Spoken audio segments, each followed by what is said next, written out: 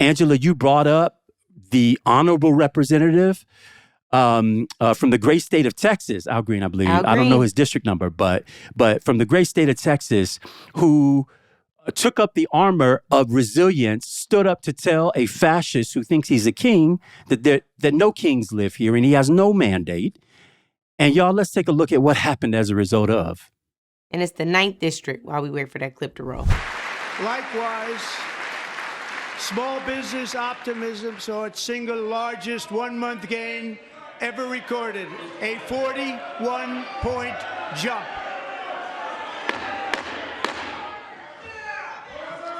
Members are directed to uphold and maintain decorum in the House and to cease any further disruptions.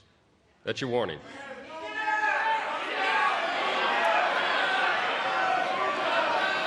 Members are engaging in willful and continuing breach of decorum, and the chair is prepared to direct the Sergeant-at-Arms to restore order to the joint session.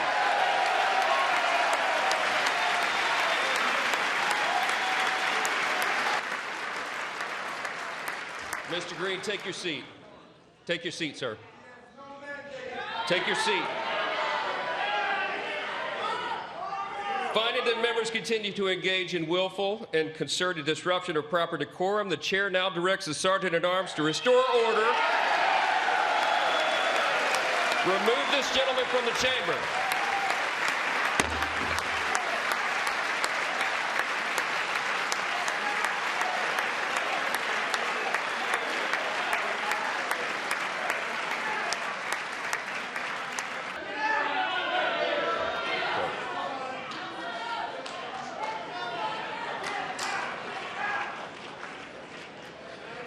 Members are directed to uphold and maintain decorum in the House.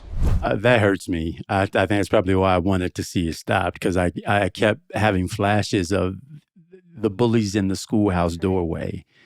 And I'm really angry at that clip because I averted my eyes from it before in real time because of the timid shyness, cowardice of the Democrats sitting next to him, around him, behind him, along his walk, as he is heckled by his other side colleagues in the U.S. House of Representatives. J.D. Vance and his small man bullying disposition and attitude, right? We know that guy from high school. We know him from middle school. We play with him in the schoolyard. We know that character. He is eminently weak, right? Attempting to play like he's got strength. I'm mad about that clip because had I been orchestrating a genuine, authentic moment of resistance, he would have exited that chamber locked arms with the other 200 plus members of the other side of that house who call themselves the opposition. Instead, he was escorted alone in his full power and strength. I respect it. But shame. Shame. Just it's a lot of seriousness happening. And I just want to offer a brief moment of levity because I don't think he would mind me sharing this. But our good friend Mychael Harriet texted us last night and said, man, if I get thrown out the club and y'all stay behind, it's like, yes, precisely. I was honestly disgusted watching what happened last night with the Democrats. But I wasn't just disgusted with what happened with the Democrats because like I said, I'm not a party person. I was disgusted with what happened across media because the media displayed to you nothing, really. They treated this entire address like it was normal. They had, Trump people say this thing and somebody else, the opposition say this, and they were engaged in debate when the reality is there were people who walked out. There were members of Congress who left that chamber. There was a movement of resistance. It's just that for whatever reason, across the board, the media has capitulated. I would imagine had our sister Joy Reid still had her show, had she been a part of the coverage, that you would have seen that resistance in real time. She would have referenced, just FYI, there are people exiting the chamber in real time, which is why journalism matters, which is why actual reporting matters. So I just, Tiff, you get your wish. I get my wish. Oh yes, because we have a clip of Joy. Yeah. Well, let's roll that clip. Well, no, not of Joy, but of the real-time exits. Well, let's play that. Which is what you're calling Yes. us. And when we come back from this, I want to reference the censure that's been introduced on the House. Of course. We cannot normalize this. This man has no respect for Congress.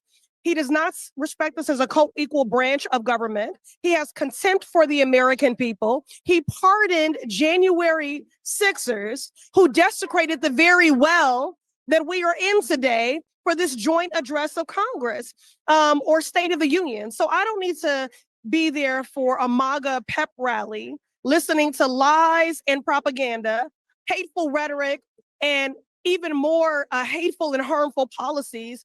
If he has contempt for the American people, I'm going to stand in solidarity with the American people. And that is why I walked out in protest at 9:40. These boots were definitely made for walking.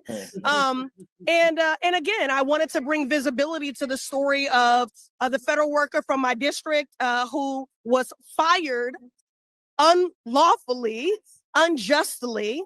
And it not only is disrupting her life and livelihood, but it's a disservice to the people that she serves every day. Here was the general consensus is that number one, this isn't a normal address. This isn't a normal time where you stand up when the president walks in, where you have that kind of decorum. Because number one, he's never shown that to us or the American people or any people. He's never shown that to Black people. And so we walked in there, many of us, with a plan of what to do. If you've seen the videos, you've seen people with signs, holding up signs. I hold up a sign that said Musk steals. Elon Musk has been tweeting at me every other week. If I was the richest man on earth, I wouldn't be tweeting at 28-year-old Maxwell Frost, but I'd be doing other things. But I think there's power in occupying a space and choosing yourself when to get up and leave and walk out in the spirit of student protesters from the civil rights era. And that's why we decided to do it. Us and a group of mainly women from the Black Caucus who helped lead us into that action. You know me very well.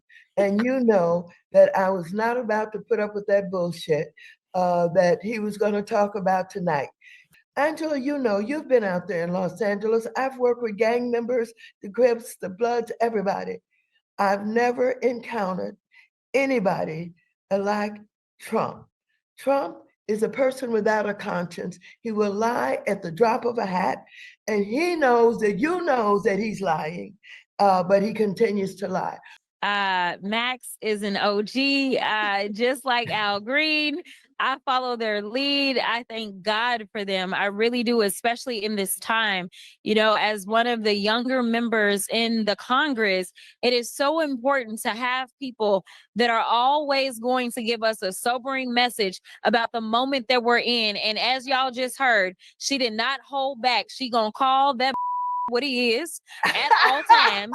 And so, and I'm here for it. And what y'all don't know is we both from St. Louis. Listen, we from the show me state, okay? This is what you get out of St. Louis. To all of you on this line, I want to say I needed to get on here to be refueled. And I think in this moment, it is going to require each of us to recognize what can I do in this moment. And so I just want to thank to the collective, to everybody who helped us get to this place. Now the real work begins. And as was said, they're using words like scrub, to scrub our history, to scrub us out of jobs. Even veterans who are 1/3 of the workforce, they don't care. What I think is so powerful, and again, you guys can call me on my bias here, but I got to tell you, what's so powerful to me about this is there are a lot of folks who Jasmine leads. Jasmine is my leader, okay? Yes. But Jasmine got her leadership from watching folks like Maxine Waters, not stand for nothing, not take no ish, and she was so clear about it yesterday. And I just love that moment between the two of them. It was longer than that. I hope folks get to go back and watch, but it was incredible to see them. The thing that I want to point out too, as we talk about Mr. Green, you guys were mentioning that you felt like it was cowardice on behalf of the other members that let him get walked out.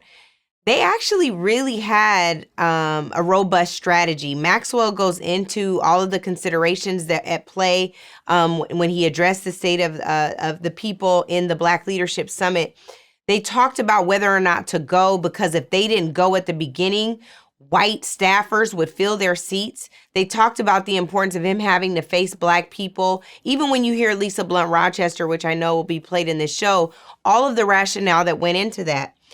What I think is important is that there are some people that did something different because now Dan Newhouse, who is a representative from my home state in Washington, has taken it upon himself to introduce a censure resolution against Congressman Green.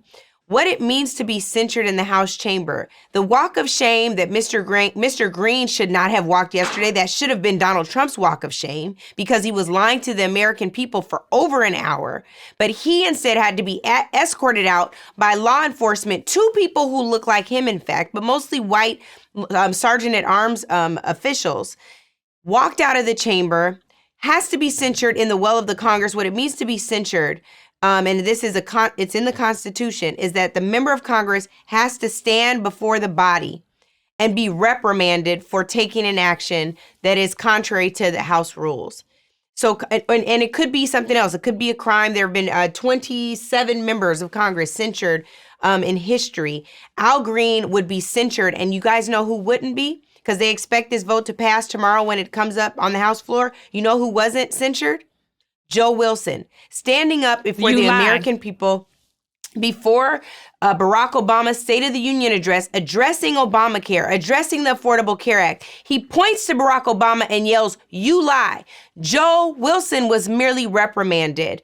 Congressman Green should not be reprimanded, censured, or expelled for telling the American people the truth. What if he refuses? $800 billion in Medicaid that is going to be cut under this administration. That's what he's pointing out. If he refuses, I suspect that this will be escalated and they will want to expel him from the House of Representatives. He definitely said in the post comments that I'll take whatever the reprimand is because the harm that's coming toward people, the people I care about with this Medicaid cut, they're worth it. By and large is what he said.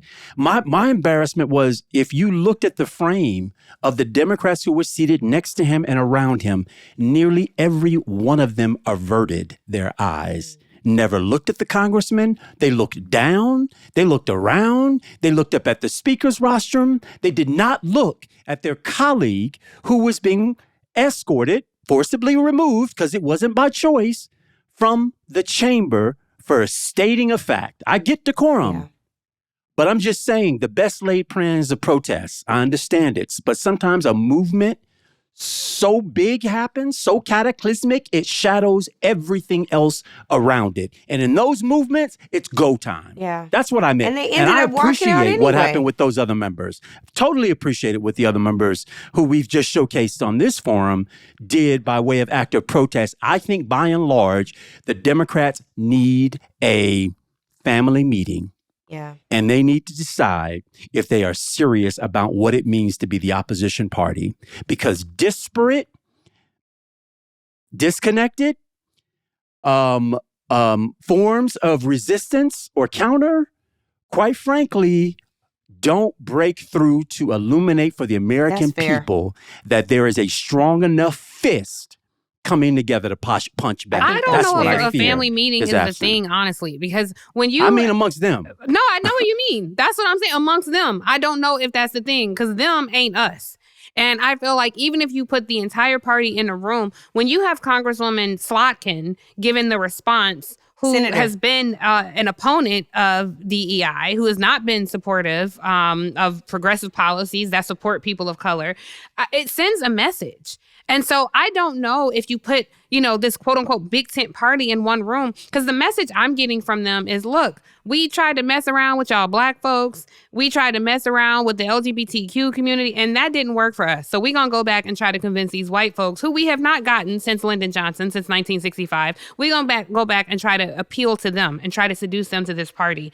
And they keep getting the wrong message. So I don't know that a family meeting matters. I don't know that holding up paddles in the air matter. I think if I'm a person who's being crushed by the weight of a MAGA fascist system, I don't give a damn about your paddles. And then even I legit did not know what is the consequence for refusing censure. But I'm looking at the people who were expelled from Congress in recent history. There's been other people, but in recent history, we're talking about James Traficant. I'm old enough to remember. I was at CNN at the time. James Traficant was expelled. He was tricky. Okay, he was serial yes, tricky, like convicted of bribery, conspiracy, and then the other person is this clown George Santos. Or George Santos is a Republican. And if you all can Google him, but he's he almost just as lied big a about fraud everything. as the president. But the president somehow can command the attention of the entire Congress and do a joint address and not have to be censured, expelled, removed, impeached. Nothing. I'm clear about the contrast. But to Andrew's point, the family meeting is to let people know what time it is. There were more than 20 members of the Congressional Black Caucus that were with State of the People yesterday. They know what time it is. They got to go deliver the message to these white members, including Senator Slotkin, who you referenced, Tiff. If they want to go be Dixiecrats, we ain't about to be part of this. That has to be the message. Sorry. It's okay. Thank you. We I said together. Congresswoman, but I want the people to know she's a senator, so thank you. My hope is maybe that she need to be demoted those too. 20 members. Honey, can we do that? Because Lord have mercy. I mean, sorry, Andrew. Andrew, sorry. My hope is that those 20 members will be the tip of the spear for the kind of about face that is required. Your protest cannot be calibrated to what is acceptable to the opposition. Your protest must be calibrated to the scale of the threat that you are confronting. I'm not mad. I understand people are feeling and reaching into the darkness, trying to find what is the best way in which to do this thing. This is a time to check in with your conscience, your heart, your backbone, and your people, the ones that elected you there to represent them. That ought to dictate then what it is that you do. But this right now, right here, is not going to get it. It ain't going to get it. Yeah. And that's the thing. I just want us to be clear. Like, you guys, I want to say on this show, Congressman Al Green, you are a champion. You are a hero. Yeah. I've been mad at you waving that cane. I'm so glad you waved that cane yesterday. Like, it was a necessary prop. Especially when the props that have been making their way around the White House are things like I'm gonna say Congressman, Reverend Jamal Harrison Bryant's head, right? Like, you waving that cane to save Medicaid, you the people's champ, and the people need to recognize it. Your bravery is noted, your courage is seen, and I know that you're having to balance this with the loss of your friend, Congressman Sylvester Turner, who is also the mayor of Houston. Of course, he just passed away hours after the State of the Union address yesterday. He's not been in Congress but since January. So there's a lot that people are having to balance. Their personal lives, what's happening nationally, what's happening internationally. And what we know is that this moment requires all of us to do something different. If it's abnormal, then we've got to use abnormal strength. We've got to find abnormal energy. We got to create abnormal coalitions. We got to relieve ourselves of abnormal grudges. We've got work to do, and it's going to require all of our hands. Native Land Pod is a production of iHeart Radio in partnership with Reason Choice Media. For more podcasts from iHeart Radio, visit the iHeart Radio app, Apple Podcasts, or wherever you listen to your favorite shows.